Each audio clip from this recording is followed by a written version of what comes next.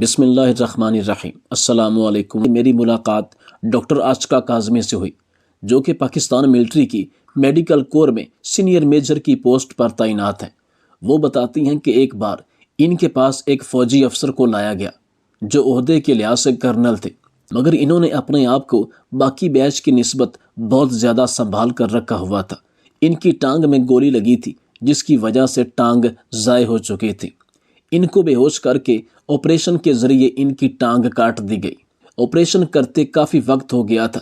ناظرین گرامی، آپ سے گزارش ہے کہ اس ویڈیو کو مکمل دیکھیے گا تاکہ آپ اس ویڈیو کی گہرائی میں جا کر اس قیمتی اور نہایت عمدہ تحریر سے مستفید ہو سکے۔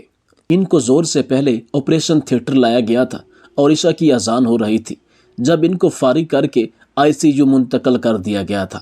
صبح تک وہ بے ہوش رہے تھے۔ فجر کی اذان سے کچھ دیر قبل ان کو ہوش آیا تھا۔ ان کو اسپیشل کمرہ دیا گیا تھا۔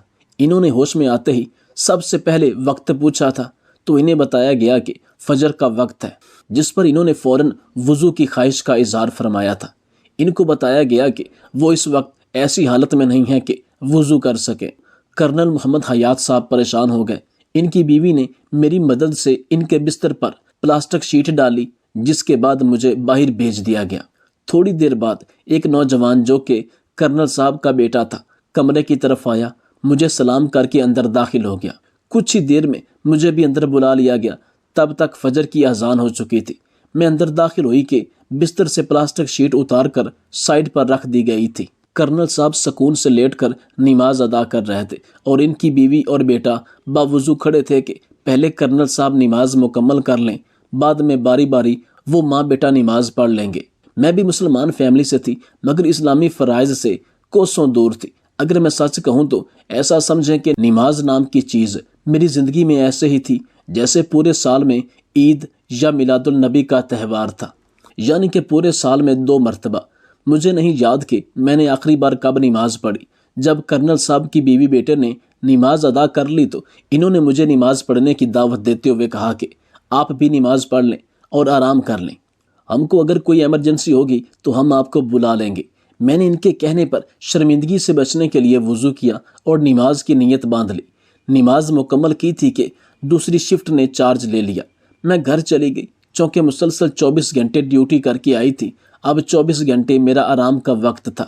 جب اس سے اگلے دن میں ڈیوٹی پر گئی تو کرنل صاحب کافی بہتر محسوس کر رہے تھے۔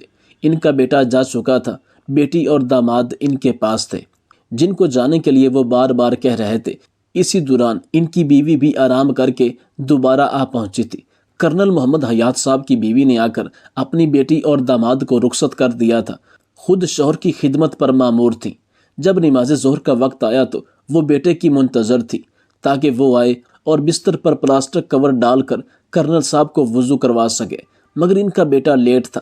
مجبوراً انہوں نے مجھ سے ریکویسٹ کی میری مدد سے کرنل صاحب کے نیچے پلاسٹک شیٹ ڈال کر مجھے کمرے سے باہر بھیجا، ان کو وضو کروایا اور پھر کرنل صاحب نے نماز ادا کی۔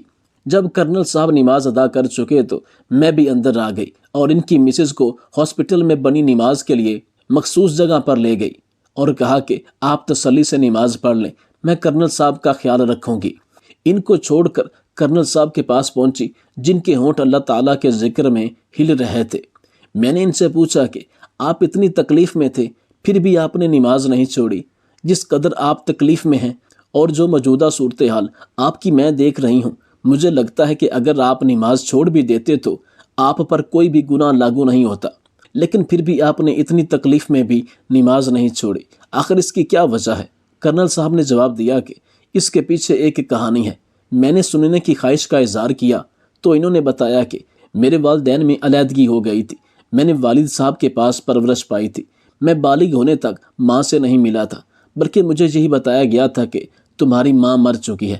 میں والد صاحب کے ساتھ پنڈی میں مقیم تھا۔ ایک دن پختہ عمر کے ایک مرد میرے والد صاحب کے پاس آئے۔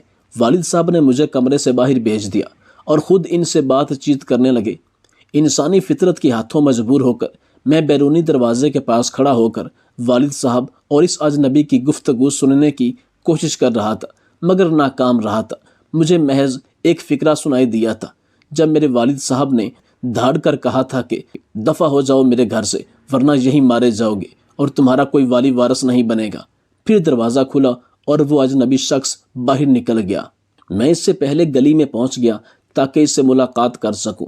गली में जब मेरी इस शख्स से मुलाकात हुई तो इसने मुझे किसी अपने की तरह गले लगाया, चूमा और कहा कि मैं तुम्हारा मामू हूँ, तुम्हारी माँ का आखिरी वक्त है, वो बस एक बार तुमसे मिलना चाहती हैं, अगर हो सके तो आ जाना। साथ ही मुझे कागज़ का टुकड़ा पकड़ाया जिस पर एड्रेस दर्ज था और फिर वो चल दिए। मेरे मामू चले गए, मगर मैं सदमे, हैरानगी, परेशानी और तकलीफ़ की वजह से इनको आवाज़ भी नहीं दे पाया था। जब कुछ हवास बहाल हुए तो मैंने इस बात की तस्दीक का फ़ैसला किया। वालिद साहब से झूठ बोला कि अपने दोस्त के साथ इसके रिश्तेदारों की तरफ शादी पर जा रहा हूँ। गाड़ी निकाली, कुछ पैसे साथ लिए और मुतलका एड्रेस पर चल दिया। जब मैं मुतलका गांव पहुंचा तो उसी पते पर चला गया और दस्तक दी तो मुझसे तारुफ मांगा गया। मैंने अपना बताया तो मुझे 2 मिनट का इंतज़ार करने को कहा गया। इतनी देर में अंदर से चंद खवातीन, बच्चों और 2-3 मर्दों की आवाज़ें उभरी। दरवाज़ा खोला गया। सामने चारपाई पर साफ सुथरे बिस्तर पर एक खातून लेटी थी जो इंतहाई कमज़ोर थी। मुझे देखकर इन्होंने हाथ ऊपर उठा लिए थे और इनकी आंखों को देखते ही बिना कोई सबूत मांगे मैं इनके सीने से लग गया था। मैं अक्सर वालिद साहब से कहता था कि मेरी आंखें इतनी खूबसूरत क्यों हैं, जबकि मेरे ददियाल में किसी की आंखें इतनी खूबसूरत नहीं हैं। तो मुझे जवाब दिया जाता था कि तेरी आंखें तेरे परदादा पर गई हैं। मैंने उनको अपनी आंखों से नहीं देखा था और वो ना जाने कब के इस दुनिया से जा चुके थे, और मैंने भी मान लिया था कि शायद मेरी आंखें मेरे परदादा पर गई होंगी। और आज जब इस नहीफ खातून की आंखें देखी तो मुझे जवाब मिल गया था कि मेरी आंखें मेरी माँ पर गई हैं। अचानक से मुझे अपने गालों पर गहरी नमी का एहसास हुआ तो मैंने सर उठाकर देखा।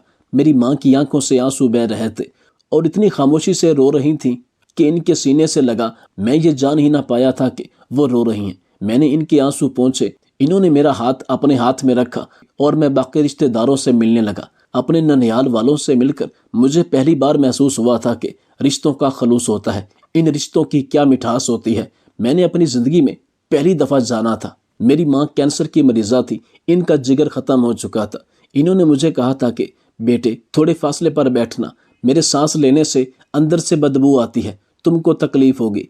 तो मैंने अपनी माँ का मुंह चूमते हुए कहा था, माँ से बदबू नहीं, हमेशा खुशबू आती है। शाम तक सारे गांव में पता चल चुका था कि मेरी माँ का बेटा यानी कि मैं आ चुका हूँ। लोग मुझे देखने और मिलने आ रहे थे। मेरी माँ की बकरी थी। मेरी वालदा ने मेरे मामू से कहा था कि बकरी बेचकर मुझे पैसे ला दो। मैंने माँ से पूछा, इनको पैसों की क्या ज़रूरत है? तो इन्होंने कहा कि वो मेरे सर से वार कर इन लोगों को देना चाहती हैं। माँ की बात सुनकर मैं रो पड़ा। गाड़ी में पड़े लाखों रुपए लाकर माँ के कदमों में रखे और कहा कि अब मेरी माँ को कोई चीज़ बेचनी नहीं पड़ेगी। मैंने वो रकम माँ के सर और कदमों से वार कर बांटना शुरू कर दी। तब कहीं से अजान सुनाई दी। मेरी वालदा ने मामू को कहा कि मुझे बाहर ले जाए।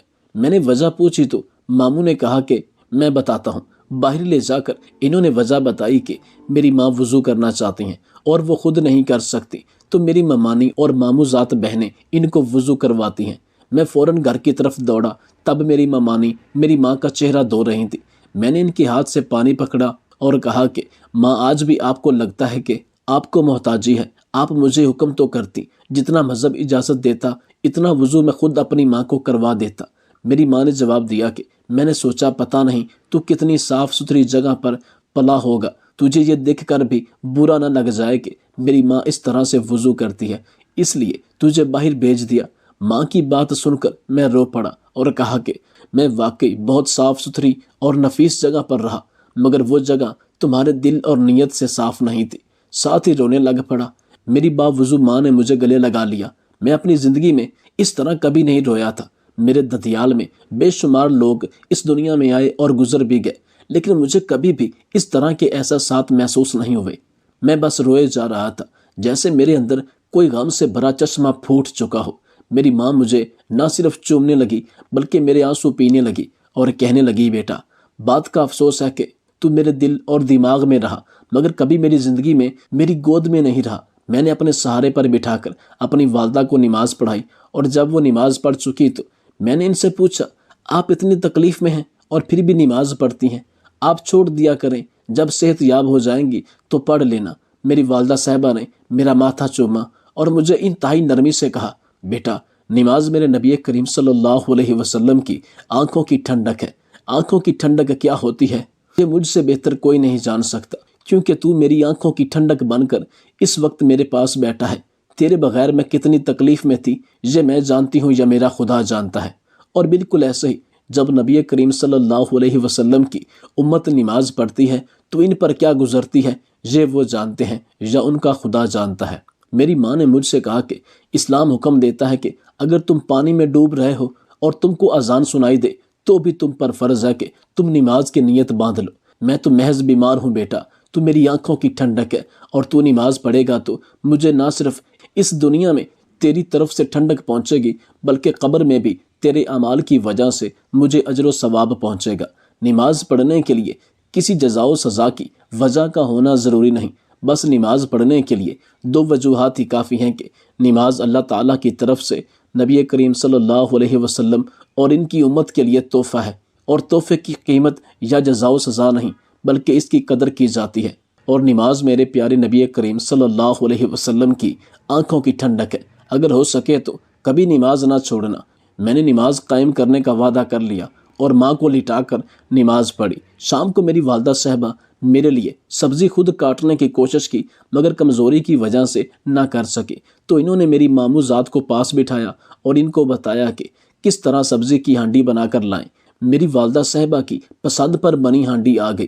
بہت محنت اور کوشش کے بعد میری والدہ صاحبہ نے نوالا توڑ کر میرے منہ میں ڈالا، اور یقین کرے میں نے اتنا لذیذ کھانا پہلے کبھی نہیں کھایا تھا۔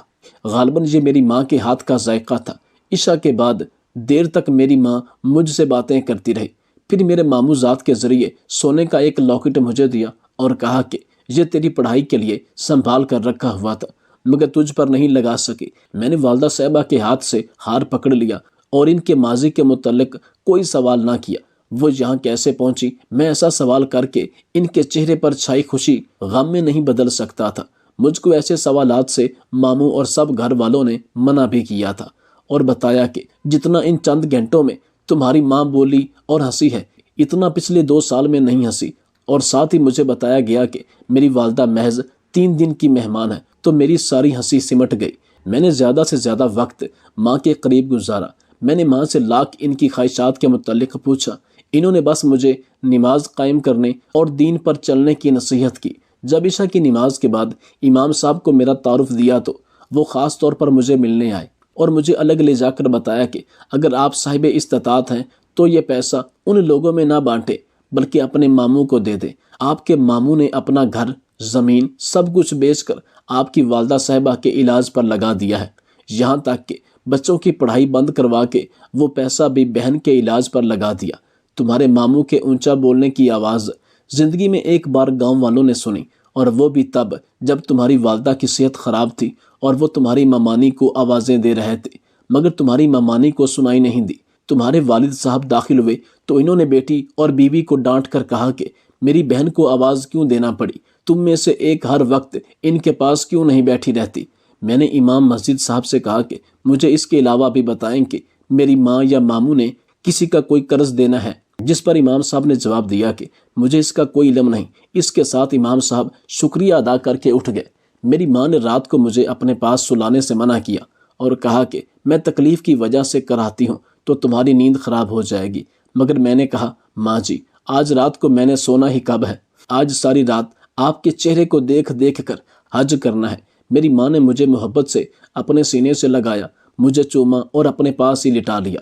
میں تھوڑی دیر بعد اٹھ کر بیٹھا اور ماں کی ٹانگیں دبانے لگا۔ مجھے میری والدہ صاحبہ نے آخری الفاظ جو کہے وہ یہ تھے کہ نماز قائم رکھنا، دین پر چلنا، اور اگر اپنے باپ جیسی خصلتوں کے مالک نہ ہوئے تو اپنے ماموں اور ان کی بیٹیوں کا خیال و لحاظ کرنا، اپنے باپ کا ماضی جاننے کی کوشش نہ کرنا اور نہ کبھی اپنے باپ سے نفرت کرنا۔ اس کے ساتھ ہی میری والدہ نے میرا ہاتھ پکڑ کر اپنے سینے پر رکھا اور اللہ تعالیٰ کا ذکر کرنے لگی۔ وہ ذکر کرتے کرتے نہ جانے کب سو گئیں۔ رات 12 بجے کے بعد ماموں آئے تاکہ میری والدہ صاحبہ کی خبر گیری کر سکے۔ یوں ہی ان کی نظر میری والدہ پر پڑی تو وہ دوڑے، مجھ سے پوچھا تم کو پتہ چل رہا ہے تمہاری ماں کی سانس نہیں چل رہی؟ میں جو ماں کے قدموں کو دبا رہا تھا میرے ہاتھ رک گئے تھے۔ گاڑی میرے پاس تھی، میں نے ماں کو ہاسپٹل پہنچایا جہاں انہوں نے 1.5-2 گھنٹے پہلے کی موت کی تصدیق کر دی۔ صبح کے وقت والدہ صاحبہ کو لے کر گھر پہنچے۔ مجھے لگا کہ فجر کی اذان ہونے والی ہے تو میں نے وضو بنانا شروع کر دیا۔ اسی دوران میرے ماموں کی سرگوشی بھری آواز میرے کانوں میں پڑی۔ وہ میری ممانی کو کہیں سے پیسوں کا انتظام کرنے کا کہہ رہے تھے تاکہ کفن کا انتظام کر سکے، جبکہ میری ممانی ان کو جواب دے رہی تھی کہ ان کے بھائی اور باقی گاؤں والے جس کے پاس بھی جائیں وہ کہتے ہیں کہ تم کو ادھار پیسے دے تو دے، تم لوگ واپس کیسے کرو گے؟ گھر بار بیچ کر تو علاج پر لگا چکے ہو۔ میرے ماموں خاموش ہو کر گھر سے باہر نکل گئے۔ میں بھی ان کے پیچھے نکل گیا۔ وہ گاؤں کے کافی بڑے چودھریوں کے پاس گئے۔ چودھری کے بجائے اس کا منشی آیا جس سے انہوں نے رقم کا تقاضا کیا۔ منشی میرے ماموں کا پیغام لے کر واپس چودھری کے پاس گیا تو چودھری نے جواب میں کہہ بھیجا کہ گھر بار بیچ کر بہن کے علاج پر لگا دیا ہے، بیٹیاں بیچ کر کفن دفن پر لگا دو۔ اتنے سخت الفاظ سننے کے باوجود میرے ماموں بنا کوئی رد عمل دیے گھر کی طرف چلے آئے۔ راستے میں اذان ہوئی تو وہ مسجد کی طرف مڑ گئے۔ میں بھی ان کے پیچھے مسجد میں پہنچا اور ان کو کہا کہ اپنی ماں کے کفن دفن کا انتظام میں خود کروں گا۔ میری بات سن کر انہوں نے منع کیا اور کہا کہ بہن کے کفن دفن کا انتظام بھائیوں کی ذمہ داری ہوتی ہے، میں کر لوں گا۔ ساتھ ہی ماموں رو پڑے اور ان کو دیکھ میں بھی رو پڑا۔ انہوں نے اپنی بہن کو سسک سسک کر مرتے دیکھا تھا اور میں نے برسوں ماں کی جدائی سہی، اب برسوں اور سہنی تھی۔ پتہ نہیں قبر میں بھی ملاقات ہوتی ہے یا نہیں ہوتی۔ اس دوران باقی نمازیوں نے آ کر ہم کو حوصلہ دیا۔ لوگ نماز پڑھنے کے بعد ہمارے ساتھ ہمارے گھر ہی آ گئے تاکہ ہمارے دکھ میں شامل ہو سکے۔ میں نے اپنے پاس موجود ساری رقم ماموں کے حوالے کر دی اور والدہ صاحبہ کے کفن دفن سے فارغ ہو کر راتوں رات راولپنڈی آیا۔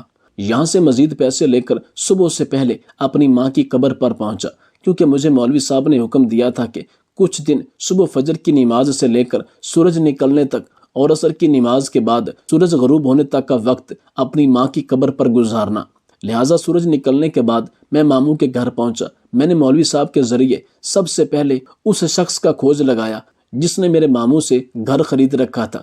اس کو اس کی رقم دی اور کہا کہ اب وہ گھر کا تقاضا نہ کرے، باقی کی رقم سے دیگر اخراجات کے ساتھ ساتھ والدہ صاحبہ کے ایصال ثواب کے لیے کچھ فلاحی کام کروائے، جن میں گاؤں کا سب سے بڑا مسئلہ نکاسی آب کا تھا۔ سیوریج کے پانی کے لیے کوئی زمین نہ تھی۔ میں نے اسی چودھری صاحب جنہوں نے ماں کے کفن کے لیے میرے ماموں کو ادھار دینے سے انکار کیا تھا، اس سے دگنی قیمت پر 10 مرلے زمین خریدی جس میں سارے گاؤں کا سیوریج کا پانی ڈالا، مزدور لگا کر پورے گاؤں کی گلیاں ٹھیک کروائیں۔ مسجد کی چھت کے متعلق بتایا گیا، وہ بارش میں ٹپکتی ہے۔ میں نے مسجد کی چھت پکی کروا دی۔ 10 دن رہنے کے بعد میں واپس آیا تو چاہ کر بھی والد صاحب سے پہلے جیسا رویہ نہ رکھ پایا، مگر والدہ صاحبہ کے حکم پر میں نے والد صاحب سے ماضی جاننے کی بالکل بھی کوشش نہ کی اور نہ کبھی اپنی نماز چھوڑی۔ والد صاحب کی ناراضگی مول لیتے ہوئے اپنی ماموں ذات سے شادی کر لی اور اس اللہ کی بندی نے ثابت کر دیا کہ میری ماں کی نسل میں کتنی وفا تھی۔ میری والدہ صاحبہ گزر چکی ہیں، میں کامیابی کے عروج پر پہنچ چکا ہوں، بہت کچھ بدل چکا ہے۔ میری والدہ صاحبہ کی خاطر میرے ماموں جان نے جو کچھ لگایا اس سے کہیں زیادہ ان کو لوٹا چکا ہوں، مگر آج بھی ان کا احسان مند اور شکر گزار ہوں کہ میری والدہ صاحبہ کی خدمت انہوں نے غلاموں سے بڑھ کر کی۔ جو ان کے اختیار میں تھا انہوں نے وہ سب کیا، لیکن باقی جو اللہ کی مرضی۔ میری والدہ صاحبہ فوت ہو گئے، مگر میں نے ماموں، ممانی اور والد صاحب کو 3 حج کروائے۔ میں نے خود اپنی بیگم کے ساتھ حج کیا ہے اور والدہ صاحبہ کی وفات کے بعد کبھی نماز نہیں چھوڑی۔ اس لیے نہیں کہ یہ میری والدہ کی آخری نصیحت تھی، بلکہ اس لیے کہ نماز میرے نبی کریم صلی اللہ علیہ وسلم کی آنکھوں کی ٹھنڈک ہے۔ اگر میری کوئی نماز قضا ہو جاتی ہے تو میں فوراً ہی اگلی نماز کے ساتھ اس کو ادا کر لیتا ہوں۔ کرنل محمد حیات صاحب کی داستان مکمل ہو گئی۔ ڈاکٹر عاشقہ کاظمی کہتی ہیں کہ میں ان کے والد صاحب ماموں ممانی میں سے کسی کا انجام نہ پہنچ سکی، مگر ان کی اس داستان کے بعد میں نے بھی کبھی نماز نہیں چھوڑی، کیونکہ مجھے بھی سمجھ آ گئی ہے کہ نماز میرے نبی کریم صلی اللہ علیہ وسلم کی آنکھوں کی ٹھنڈک ہے اور یہ کسی بھی حال میں نہیں چھوڑی جانی چاہیے۔